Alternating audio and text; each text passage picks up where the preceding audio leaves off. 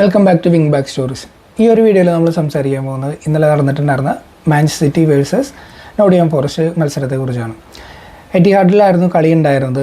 അവിടെ വന്നിട്ട് Nottingham forest ഒരു പോയിന്റ് നേടി മടങ്ങിപ്പോകുന്നതാണ് നമ്മൾ ഇന്നലെ മത്സരത്തിൽ കണ്ടിട്ടുണ്ടായിരുന്നത്. സിറ്റിയെ സംബന്ധിച്ചിടത്തോളം ഇതൊരു മസ്റ്റ് വിൻ ഗെയിം തന്നെയായിരുന്നു. അതായത് ആഴ്സണലായിട്ടുള്ള ആ ഒരു പോയിന്റ് ഗ്യാപ്പ് 5 ആയിട്ട് നിലനിർത്താൻ പറ്റുള്ള ഒരു ഗെയിമായിരുന്നു. സെയിം ടൈമിൽ തന്നെയായിരുന്നു ആഴ്സണലിൻ്റെയും ഗെയിം ഉണ്ടായിരുന്നത്. പക്ഷേ അവർ 1-0 അവരുടെ ഗെയിം ബ്രൈറ്റനെതിരെ ജയിച്ചിട്ടുണ്ടായിരുന്നു. അങ്ങനെ ഇപ്പോൾ ആ ഒരു ടൈറ്റിൽ റേസിൽ ഇപ്പോൾ ആഴ്സണലിന് ഒരു വ്യക്തമായിട്ടുള്ള ഒരു ലീഡ് ഇപ്പോൾ അവർക്ക് നേടിയെടുക്കാൻ പറ്റിയിട്ടുണ്ട്. 7 പോയിൻ്റ് ഒരു ഗ്യാപ്പ് ഉണ്ട് സിറ്റിക്ക് ഒരു ഇൻഹാൻഡ് ഗെയിം കൂടുതലുണ്ടെങ്കിൽ പോലും ഇപ്പോൾ ആ ഒരു ഗ്യാപ്പ് വലിയൊരു എന്താ പറയുക ഒരു റിലീഫ് ആഴ്സണൽ എന്തായാലും കൊടുക്കുന്നുണ്ടാവും. സോ അത് ഇല്ലാതിരിക്കണമെങ്കിൽ സിറ്റിക്ക് ഇന്ന് എന്തായാലും ജയിച്ചാൽ മതിയാവുണ്ടായിരുന്നുള്ളൂ. പക്ഷേ അവർക്കത് ആ ഒരു ഗോള് കൺവേർട്ട് ചെയ്ത് എത്തിക്കാനായിട്ട് അവർക്ക് പറ്റിയിട്ടുണ്ടായിരുന്നില്ല. സോ നമുക്ക് നോട്ടിംഗ്ഹാം ഫോറസ്റ്റ് നോക്കി കഴിഞ്ഞാൽ അറിയാം, അവരിപ്പോൾ റെലഗേഷൻ ബാറ്റിൽ ഇരിക്കുന്ന ഒരു സൈഡാണ്. ഇതുപോലെ തന്നെ ഈ ടോപ്പിലിരിക്കുന്ന സൈഡുകൾ ഇപ്പോൾ റെലഗേഷൻ ബാറ്റിലിരിക്കുന്ന സൈഡുകളായിട്ട് പോയിന്റ് ലൂസ് ചെയ്യണത് ആ ഒരു സീസണിൻ്റെ എൻഡ് ഭാഗമാകുമ്പോൾ നമ്മൾ സ്ഥിരം കണ്ടുകൊണ്ടിരിക്കുന്ന കാഴ്ചയാണ്. കഴിഞ്ഞ കളിയിൽ ലിവർപൂളും ഇതുപോലെ പോയിന്റ് ഡ്രോപ്പ് ചെയ്തിട്ടുണ്ടായിരുന്നു. അവർ കംപ്ലീറ്റ്ലി തോറ്റു പോയിട്ടുണ്ടായിരുന്നു. പക്ഷേ സിറ്റി ഇവിടെ സമനില കൊണ്ട് തൃപ്തിപ്പെടേണ്ടി വന്നിട്ടുണ്ടായിരുന്നു അവരുടെ കളിയിൽ.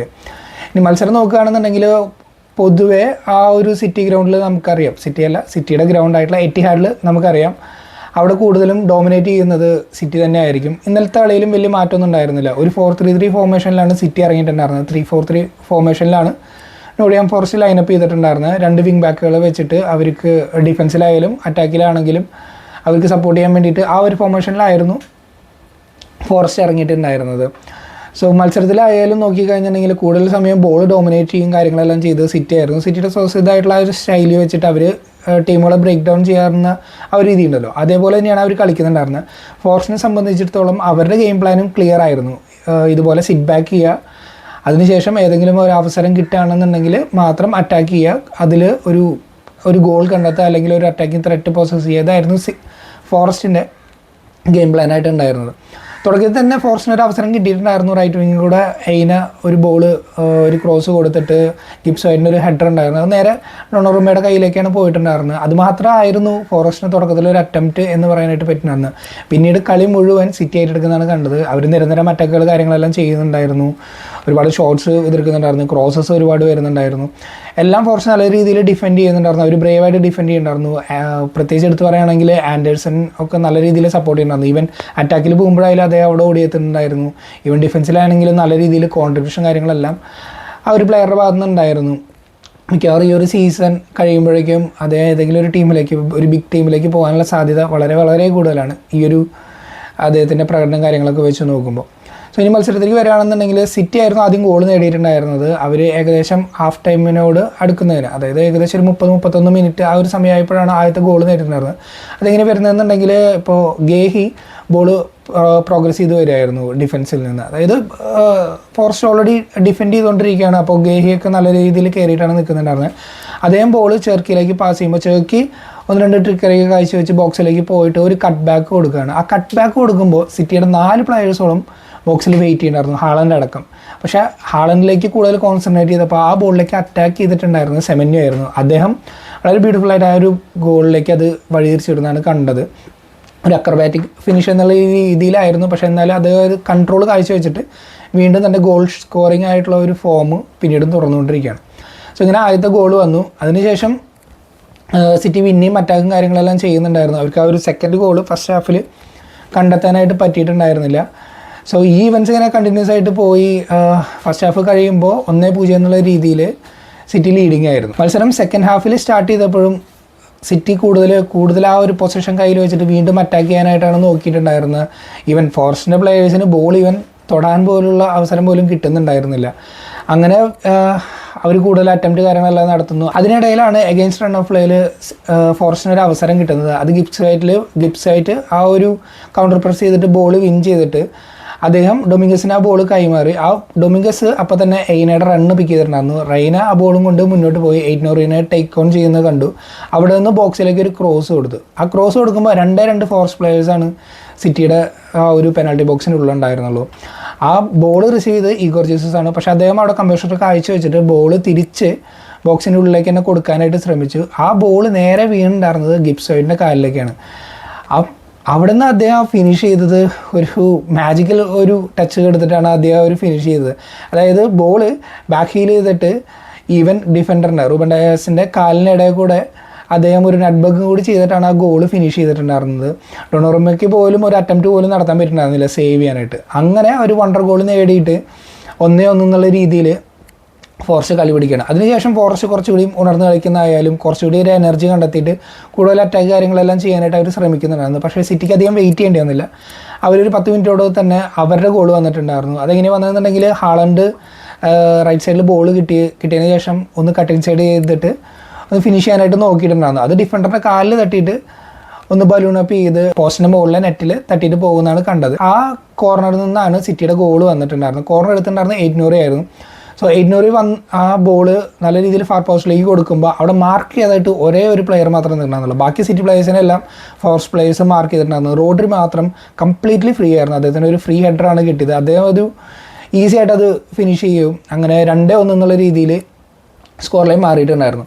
സോ ഇങ്ങനെ മത്സരം പുരോഗമിച്ച് പോയപ്പോഴാണ് ഇപ്പോൾ പ്രീമിയർ ലീഗ് മത്സരം നമുക്ക് നോക്കി കഴിഞ്ഞാൽ അറിയാം, ഏതൊരു മത്സരമായാലും ഒരു കോൺട്രവേഴ്സി ഇല്ലാതെ അവസാനിക്കാനുള്ള സാധ്യത ഇപ്പോൾ വളരെ വളരെ കുറവാണ്. സോ ഈ മത്സരത്തിലുണ്ടായിരുന്നു അങ്ങനെ ഒരു പോയിന്റ്. അത് വന്നിട്ടുണ്ടായിരുന്നു 71 മിനിറ്റിലായിരുന്നു. റയാൻ ചെർക്കി ബോൾ കിട്ടിയതിന് ശേഷം ഹാളണ്ടിന് വളരെ ഒരു ബ്യൂട്ടിഫുൾ ആയിട്ടുള്ള ഒരു പാസിലൂടെ റിലീസ് ചെയ്യാനായിട്ട് നോക്കിയത്. നമ്മൾ ഡിബ്രൂവിനുള്ള സമയത്തൊക്കെ ഇങ്ങനെയുള്ള പാസുകൾ കാര്യങ്ങളെല്ലാം കണ്ടിട്ടുണ്ട്. അതുപോലൊരു പാസിലൂടെ ഹാളണ്ടിനെ റിലീസ് ചെയ്യാനായിട്ട് ചെർക്കി നോക്കിയിട്ടുണ്ടായിരുന്നു. ഹാളണ്ട് ബോക്സിലേക്ക് എത്തി. അത് വളരെ പേസ് ആയിട്ടാണ് അദ്ദേഹം വരുന്നത്. ബോൾ ജസ്റ്റ് സെൽസ് ആയിരുന്നു കീപ്പറായിട്ടുണ്ടായിരുന്നത്. ഫോറസ്റ്റിൻ്റെ സെൽസിൻ്റെ അടുത്ത് നിന്ന് ജസ്റ്റ് ഒന്ന് തട്ടി മാറ്റി ഫിനിഷ് ചെയ്യാനായിട്ടുള്ളൊരു ശ്രമം നടത്താനായിട്ടാണ് നോക്കിയത്. ഹാളണ്ട് ബോൾ വിൻ ചെയ്തപ്പോൾ തന്നെ സെൽസ് ഫുൾ ഫോഴ്സിൽ വന്നിട്ടുണ്ടായിരുന്നു. അദ്ദേഹത്തിൻ്റെ മേൽ തട്ടിയിട്ട് അവിടെ വീഴുന്നതായിട്ടാണ് കണ്ടത്. സോ അതൊരു ആക്സിഡൻ്റൽ എന്നുള്ള രീതിയിൽ പറയാമെങ്കിലും ഇത്തരം ഡിസിഷൻസ് എല്ലാം പെനാൽറ്റി കൊടുക്കുന്നത് നമ്മൾ മുന്നും കണ്ടിട്ടുള്ളതാണ് പ്രീമിയർ ലീഗിൽ. പക്ഷേ അവിടെ സിറ്റിക്കെതിരെയായിരുന്നു ഡിസിഷൻസ് ഉണ്ടായിരുന്നത്. ഇവൻ കളിക്ക് ശേഷമാണെങ്കിൽ പോലും ബെർണാർഡോ സിൽവ ആ ഒരു ഡിസിഷനെ പറ്റി സംസാരിച്ചിട്ടുണ്ടായിരുന്നു. പക്ഷെ അവർ പറഞ്ഞത് നമുക്കിതിനെക്കുറിച്ച് അറിയാം, നമ്മളിതിനോട് അഡ്ജസ്റ്റ് ചെയ്തു, ഇനി ഇങ്ങനെ തന്നെ മുന്നോട്ട് പോകാൻ തന്നെയാണ് കരുതിയിരിക്കുന്നത് എന്നുള്ള രീതിയിലാണ് അദ്ദേഹത്തിൻ്റെ പ്രതികരണ കാര്യങ്ങളിലെല്ലാം ഉണ്ടായിരുന്നത്. സോ അങ്ങനെ ആ ഒരു ഡിസിഷൻ കഴിഞ്ഞ് അധികം വൈകാതെ തന്നെ ഫോറസ്റ്റ് അവരുടെ 2ാമത്തെ ഗോൾ നേടി. ആ ഗോൾ നേടിയിട്ടുണ്ടായിരുന്ന ആൻഡേഴ്സൺ ആയിരുന്നു. അപ്പോഴേക്കും ഫോറസ്റ്റ് കുറച്ച് സബ്സ്റ്റിറ്റ്യൂഷൻ കാര്യങ്ങളെല്ലാം നടത്തിയിട്ടുണ്ടായിരുന്നു. ഹഡ്സൺ ഒഡോയൊക്കെ വന്നിട്ടുണ്ടായിരുന്നു. സോ സിറ്റിയുടെ ആ ഒരു ഹാഫിൽ വെച്ചിട്ട് ഹഡ്സൺ ഒഡോയായിട്ടൊരു 1-2 കളിച്ചിട്ട് കിട്ടിയ ഒരു ബോൾ ഫാർ കോർണറിൽ ബെൻഡ് ചെയ്തിട്ടാണ് ആൻഡേഴ്സൺ ഫിനിഷ് ചെയ്തിട്ടുണ്ടായത്. ഒരു വേൾഡ് ക്ലാസ് ഫിനിഷ് തന്നെയാണ് അദ്ദേഹം ചെയ്തിട്ടുണ്ടായിരുന്നത്. ഡൊണോറമ്മ ഫുൾ സ്ട്രെച്ചിൽ ഡൈവ് ചെയ്തെങ്കിൽ അദ്ദേഹത്തിന് കിട്ടിയിട്ടുണ്ടായിരുന്നില്ല. സോ അങ്ങനെ സ്കോർ ലൈൻ 2-2 എന്നുള്ള രീതിയിലേക്ക് മാറി. പിന്നീട് കൂടുതലായിട്ടും അറ്റാക്ക് ചെയ്തിട്ടുണ്ടായിരുന്നത് സിറ്റി തന്നെയായിരുന്നു. അവർ ഗോൾ കണ്ടെത്താനായിട്ട് ഒരുപാട് ശ്രമങ്ങൾ നടത്തി. അവരും സബ്സ്റ്റിറ്റ്യൂഷൻസൊക്കെ കൊണ്ടുവന്ന് ഫോഡനെയൊക്കെ പിൻവലിച്ചിട്ട് ഡോക്ക് ഒക്കെ വന്നിട്ടുണ്ടായിരുന്നു. സവീനിയോനെ കൊണ്ടുവന്നിട്ടുണ്ടായിരുന്നു. അതുപോലെ തന്നെ ബെർണാർഡോ സിൽവയുടെ ഒക്കെ നല്ല നല്ല അറ്റംപ്റ്റുകൾ ഉണ്ടായിരുന്നു. അദ്ദേഹം ബോക്സിൽ കാഴ്ചവെച്ച കമ്പോഷർ 2-3 പ്ലേയേഴ്സിനൊക്കെ വെട്ടിച്ചെടുത്തിട്ട് ഗോളിലേക്ക് അടിക്കാനായിട്ടുള്ള ശ്രമങ്ങളും കാര്യങ്ങളൊക്കെ നടത്തിയിട്ടുണ്ടായിരുന്നു. പക്ഷെ അതൊന്നും കൺവേർട്ട് ചെയ്യാനായിട്ട് പറ്റിയിട്ടുണ്ടായിരുന്നില്ല. ലാസ്റ്റ് മിനിറ്റൊക്കെ ആയപ്പോഴേക്കും ഡെസ്പറേഷൻ എന്നുള്ള രീതിയിൽ ഒരുപാട് സിറ്റി അറ്റാക്കുകൾ കാര്യങ്ങളെല്ലാം കണ്ടിരുന്നു. അതിൽ നിന്ന് ഒരു അറ്റംപ്റ്റ് എടുത്തു പറയേണ്ടത് തന്നെയായിരുന്നു. അത് ലാസ്റ്റ് അറ്റംപ്റ്റ് വന്നിട്ടുണ്ടായിരുന്നു റോഡ്രിയാണെന്ന് തോന്നുന്നു, സെൻറ്റർ ഓഫ് ദ പിച്ച് എന്ന ഒരു റോഡ്രി ഓർ സവീനോ, ഏതൊരു പ്ലെയറാണ്, ഞാൻ പേര് മറന്നുപോയി. ആ ഒരു പ്ലെയറാണ് അറ്റംപ്റ്റ് നടത്തിയിട്ടുണ്ടായിരുന്നത്. പക്ഷേ അവിടെ ഗോൾ കീപ്പർ ഉണ്ടായിരുന്നില്ല. അവിടെ രക്ഷകനായിട്ട് വന്നത് മുറിയിലോ ആണ്.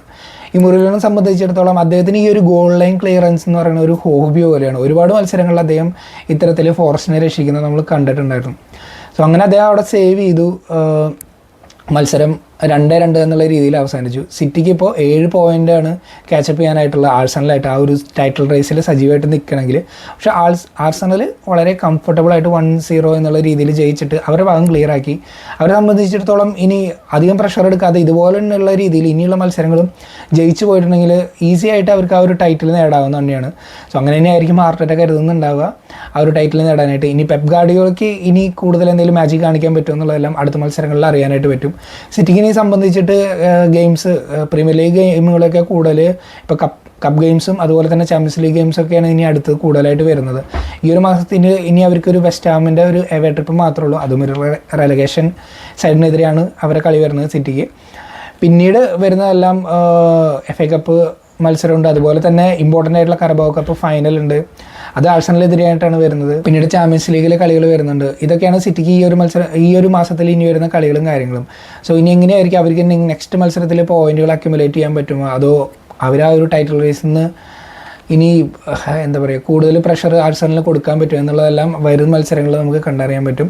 സോ ഇത്രയ്ക്കുള്ള ഈ ഒരു വീഡിയോയിൽ നിങ്ങൾക്ക് വീഡിയോ ഇഷ്ടമായെങ്കിൽ ലൈക്ക് ചെയ്യുക, നിങ്ങളുടെ അഭിപ്രായം കാര്യങ്ങളൊന്നും ഒന്ന് കമൻറ്റായിട്ട് അറിയിക്കുക. ഇതുവരെ സബ്സ്ക്രൈബ് ചെയ്യാത്തവരാണെങ്കിൽ ഒന്ന് സബ്സ്ക്രൈബ് ചെയ്യുക. അടുത്തൊരു വീഡിയോ ആയിട്ട് കാണുന്നവരെ ബൈ.